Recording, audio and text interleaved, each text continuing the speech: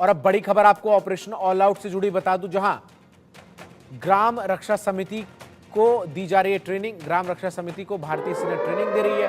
Poonch police के साथ Romeo force भी ट्रेनिंग दे रही है।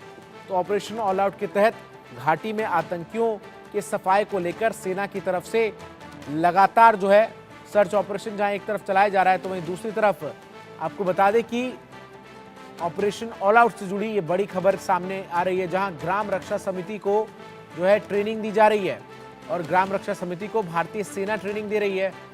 पुंछ पुलिस के साथ रोमियो फोर्स भी ट्रेनिंग दे रही है। तो लगातार जिस तरीके से घाटी में आतंकी घटनाओं में इजाफा हुआ है, उसके बाद से अब सेना लगातार जो है वो प्रशिक्षित कर रही है लोगों को। अजय जांडियाल हमारे सहयोगी अधिक अपडेट्स के साथ हमारे साथ जुड़ रहे हैं। अजय, आखिर ये ग्राम रक्षा समिति है क्या? इसके बारे में विस्तार से जरा दर्शकों को बताइए और किस तरीके से इस वक्त घाटी के अलग अलग हिस्सों में सर्च ऑपरेशन की स्थिति है, इसकी भी जानकारी दीजिए।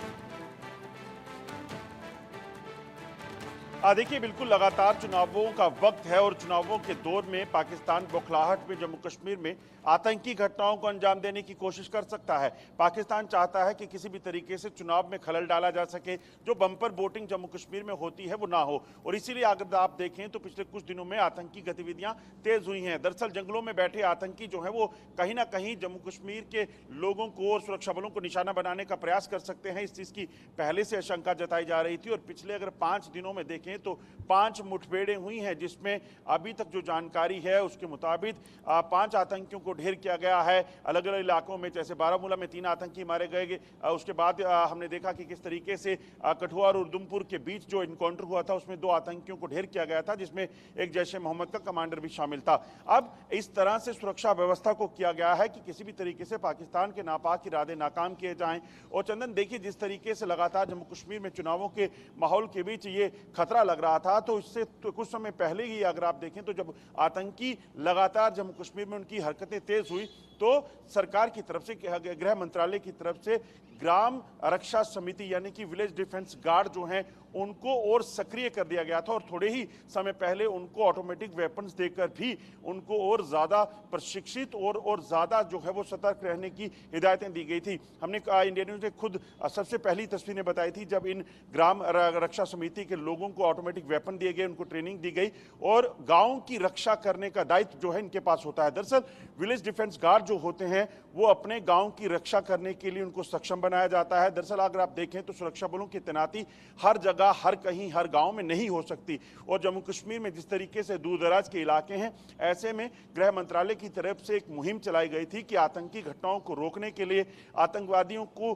के नापाक इरादे जो हैं, जिस तरीके से ढांगरी में आतंकी हमला हुआ था, राजौरी में जिसमें 7 लोगों की हत्या कर दी थी घर में घुसकर आतंकियों ने। उसके बाद हमने देखा थना मंडी में एक शख्स को, एक फौजी के भाई को उसके घर में घुसकर मार दिया। इस तरह की घटनाओं को रोकने के लिए विलेज डिफेंस गार्ड जो है उनको बनाया गया था। पहले इसको विलेज डिफेंस कमेटी बोलते थे, मगर अब विलेज डिफेंस गार्ड बनाया गया और उसके बाद उनको ऑटोमेटिक वेपन देकर उनको ये दायित्व दिया गया कि वो अपने गांव में अगर कभी ऐसी परिस्थितियां हो जाती हैं, कहीं आतंकी दिखते हैं, घुसपैठ करके आ जाते हैं या उनको कहीं से मूवमेंट दिखती है, तो वो उनका मुकाबला कर सके। तो इसलिए इन विलेज डिफेंस गार्ड्स को बनाया गया था।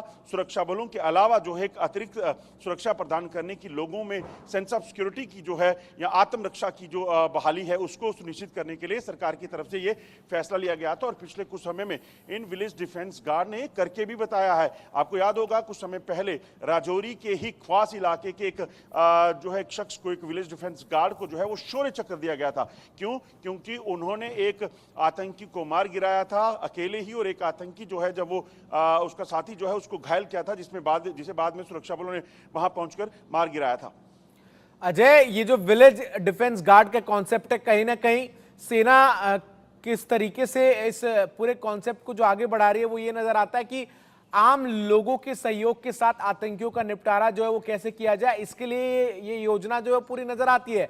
और सबसे बड़ी बात तो इसमें यह है कि जिस तरीके से घाटी में एक समय ये कहा जाता था कि आम लोग जो है वो आतंकियों के साथ हमदर्दी रखते हैं, लेकिन जिस तरीके से परिस्थितियां बदली हैं उसके बाद से तो अब आम लोगों को ही सशक्त इस तरीके से किया जा रहा है कि वही आतंकियों के साथ जो है वो उनका लोहा ले सके।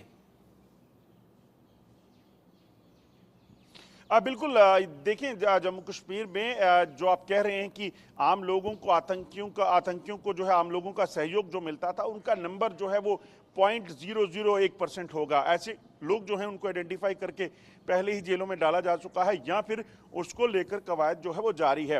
मगर सबसे ज्यादा ये चीज है कि यही जो विलेज डिफेंस गार्ड है यही अब आतंकियों के साथ मुकाबले में खड़े होते हैं। दरअसल होता क्या है, घुसपैठ होती है लाइन ऑफ कंट्रोल के इलाके से या घुसपैठ होती है अंतर्राष्ट्रीय सीमा के इलाके से, आतंकी किसी तरीके से जंगलों में पहुंच जाते हैं।